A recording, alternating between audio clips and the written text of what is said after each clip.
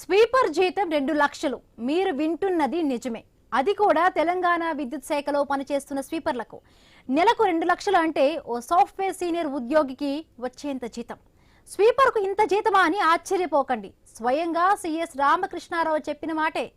జీతం ఇంతలా పెరగడానికి ప్రధాన కారణం పీఆర్సీ. తెలంగాణలో ప్రభుత్వ ఉద్యోగుల జీతాలు, పెన్షన్ల కోసం ప్రతి నెల 6,000 కోట్లు కేటాయిస్తున్నట్టుగా సిఎస్ వెల్లడించారు.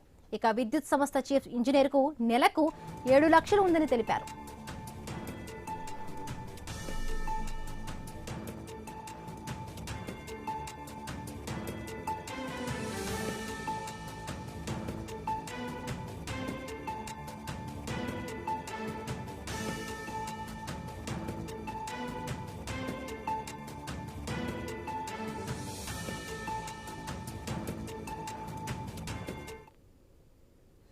రెండు 2014లో తెలంగాణ రాష్ట్రం ఏర్పడినప్పుడు 1,500 కోట్ల ఖర్చు ఉందన్నారు సిఎస్ రామకృష్ణారావు. అప్పటి నుండి నిరంతరాయంగా జీత సవరణలు చేస్తూ ఉన్నందుకు వ్యయం 300% పెరిగిందని తెలిపారు.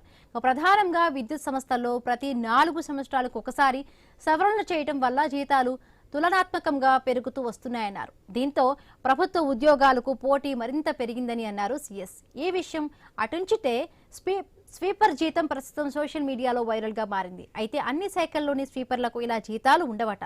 కేవలం విద్యుత్ శాఖలోని ఉద్యోగులకు మాత్రమే భారీగా జీతాలు అందుతున్నట్లుగా తెలిసింది.